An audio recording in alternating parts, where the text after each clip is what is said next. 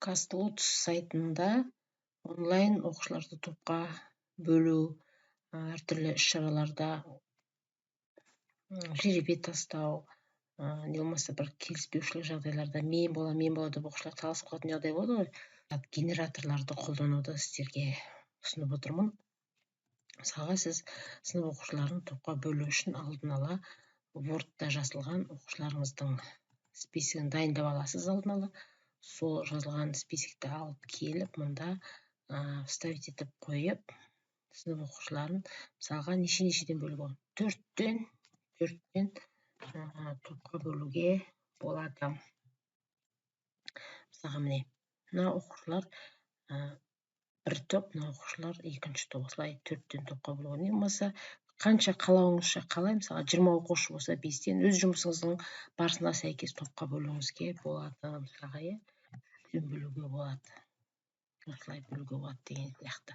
Енді келесі бір не, жеребе тастауға болады. Мысалға, міне, мына жерде де оқушыларыңыз жаңағы барлық санын мына жерге ат жөнін қойып, сайыстар ұйымдастырған кезде жауап беру үшін, мысалға, 2 адамды таңдауымыз керек. Осылай жеребе тастауға болады, кім екеуі. Мысалға, жеребе бойынша Қуандар Риза мен Радолла Әзел бізде қазіргі ойынға қатысады. Не болмаса, генератор арқылы бөлуге болады.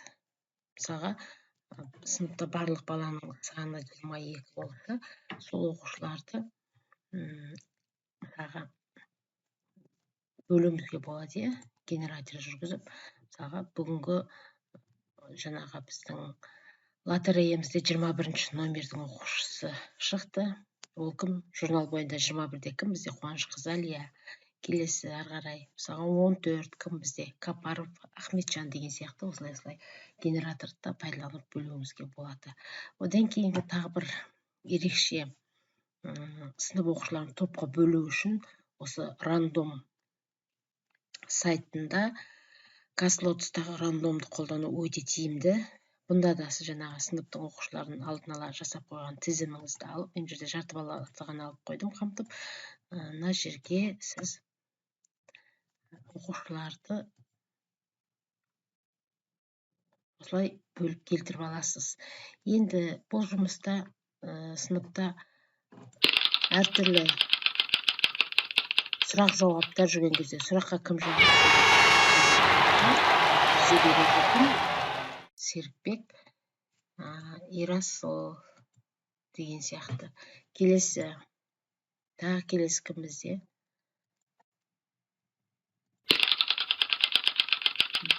Осылай.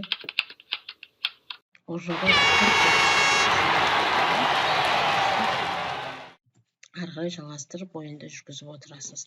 Не болмаса, жаңағы сіз топтың оқушыларын топқа бөлдік қой біз мына жерде, мына жерде біз топ оқушыларын топқа бөлдік. Осы жерде топқа бөлген кезде топтың басшыларын тағайындауымыз керекпіз. Мысалға, мына жерде 2 топқа бөлеміз, 2 емес 4-тен бөлейік. Және бөлдік. Енді осы оқушылардың топ басшыларын тағайындау үшін не істеуіміз керекпіз?